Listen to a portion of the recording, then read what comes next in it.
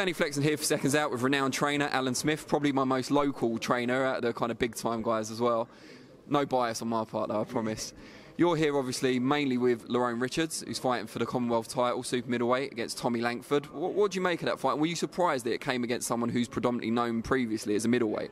No, not really. When we was looking down, firstly, you know, I'm a very good friend of Tom Chaney, and I really like Tommy Langford. So, you know, it's boxing. I spoke. Imagine what you do to your enemies. Yeah. But you know, it's boxing. It's a great fight. I think Lerrone Richards had the style to obviously beat Tommy, but I don't think it's easy. Lerrone's been asking for a step up. And we wanted a British fighter, really, and there's not many. There was a few others with Darryl Williams, and you know, down to other circumstances, no one could box. I think it's a great fight. It's a tough test for Lerrone, but I think it's the fight that he can actually look like the superstar that I really think he is. Tommy's obviously got the frame for super middleweight. He's tall, he's got long arms, but Lerrone's arguably, you know, more muscular, more stocky. What's going to be the key to winning this fight, and is size going to be a significant factor? I don't think so, because I think they're about the same size. They've sparred on quite a few occasions, and I don't think you can take anything from sparring.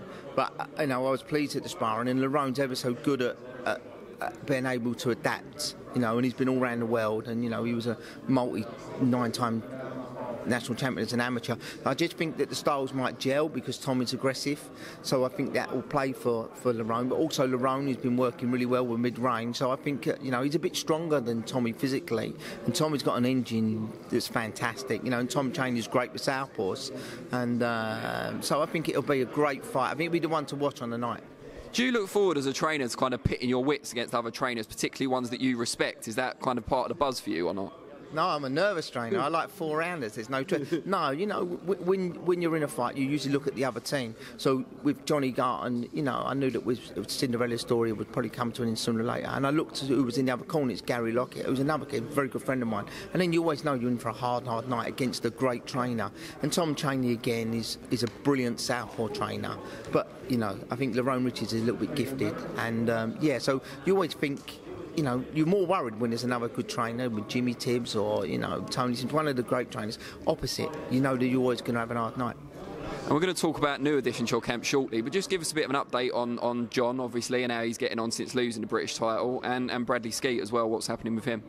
Yeah, the veterans, isn't he? So, you know, everyone's old in my gym. So Brad's having time out at the moment, decide what he's going to do. He's needed it. You know, he's 9 years in as a pro. Johnny Garton, you know, when he won the British title, I said to him, retire. Cinderella stories are, you know, only in films. But he wanted to go on. You know, he's the toughest, most overachieved kid I've ever had, and he deserves that. So he's going to have a few months off and then decide what he wants to do. It's a packed welterweight division and very hard. So they're still coming in the gym and helping out all the young fighters that we've just managed to turn over. And you know, they're giving their advice, their wisdom and their expertise. Brad was on the phone to young Dennis this morning telling him what to do. So you need old fighters to teach young fighters. Sorry, Brad. He called them both old. Yeah. Could we possibly be looking at a double retirement then? Is that a distinct possibility now? I was going to match them together and get 10% of both, but no, I don't think the winner stays on.